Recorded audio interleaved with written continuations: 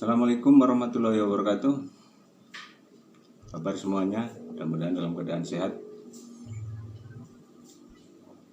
Pada kesempatan kali ini kita akan membahas soal lagi. Kali ini adalah soal teks prosedur. Kita mulai ya. Soal yang pertama. Cermatilah teks berikut. Siapkan baskom yang sudah dibersihkan. Cucilah daun cincau hijau yang baru dipetik, masukkan ke dalam baskom. Kemudian lumatkan dengan tangan yang sudah bersih. Sambil dilumatkan, berilah air matang sedikit demi sedikit, kemudian diremas sehingga terasa lekat di tangan. Campurkan irisan daun pandan sewaktu di pelumatan. Setelah terbentuk gelatin atau cairan kental, disaring dan ditampung pada panci yang telah disiapkan. Pelumasan dan penyaringan diteruskan hingga gelatin tidak lekat lagi. Kata hubung yang ada pada paragraf tersebut adalah yang A, kemudian sehingga, dan B, siapkan, masukkan, campurkan. C, kemudian siapkan, disaring. D, setelah campurkan, ditampung. E, campurkan dan siapkan. Kita bahas. Dalam paragraf tersebut kita amati ada kata hubung. Kata hubung yaitu kata yang menggabungkan kalimat satu dengan kalimat yang lain, itu namanya kata hubung atau konjungsi. Nah, di sini kita perhatikan ada kata kemudian dan sehingga pada kalimat tersebut, pada paragraf itu. Jadi jawabannya adalah yang betul, yang A. Karena yang lain ada, pilihan yang lain ada kata yang bukan kata hubung. Yang ada kata hubung adalah, yang termasuk kata hubung adalah yang A. Kemudian, sehingga, dan. Kemudian dilanjutkan dengan soal nomor 2. Bacalah dengan cermat kutipan tersebut. Rebuslah air bersih secukupnya sampai mendidih. Setelah itu celupkan daun jeruk purut beberapa saat agar daun itu menjadi lunak. Lalu angkatlah daun jeruk purut itu dan tiriskan. Tumbuk selembar daun pandan dan diberikan air matang.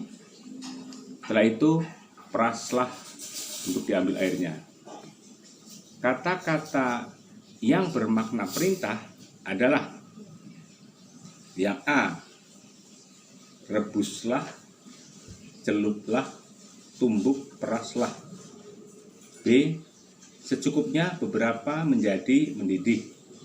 C, rebuslah, beberapa menjadi diberi. Yang D, tiriskan menjadi beberapa selembar. Yang E, selembar, pandan, peraslah beberapa. Bila kita bahas, kalimat perintah biasanya menggunakan partikel. Nah, di sini kata yang menggunakan partikel ada beberapa. Nah, partikel yang digunakan dalam kalimat perintah biasanya partikel lah. Nah, kita perhatikan dari A sampai E yang menggunakan partikel lah adalah yang A. Jadi jawabannya yang betul adalah yang A. Rebuslah, celuplah, tumbuk, peraslah. Ya, itu jawabannya. Yang betul yang Nah, kemudian nomor 3, bacalah teks prosedur berikut. Daun cincau disiapkan di ember, lalu disiram dengan air mendidih. Selama penyiraman dengan air mendidih, daun diaduk-aduk dengan alat agar menjadi proses layuan yang merata. Air mendidih ini akan membuat daun yang semula keras dan kaku menjadi lemas dan tidak mengkilat. Air panas juga membantu proses penguapan sehingga mengurangi aroma daun cincau. Kutipan tersebut adalah bagian isi yang menjelaskan tentang A. Pemilihan bahan pembuatan cincau, B. Bahan-bahan pembuatan cincau, C. Salah satu langkah pembuatan cincau, D. Perlengkapan untuk pembuatan cincau, yang E. Manfaat ekonomis pembuatan cincau. Jadi pembahasan tersebut kita bahas ya. Kutipan tersebut adalah isi. Nah, isi apa ini? Isi dari prosedur. Teks prosedur termasuk dalam teks ini termasuk dalam teks prosedur. Teks tersebut menceritakan bagaimana langkah-langkah pembuatan cincau. Nah, jadi pada bagian ini menjelaskan tentang salah satu langkah. Berarti jawabannya yang C. Lanjut ke nomor 4.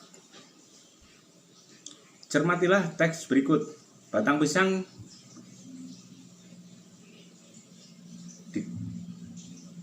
dikerap cukup dalam.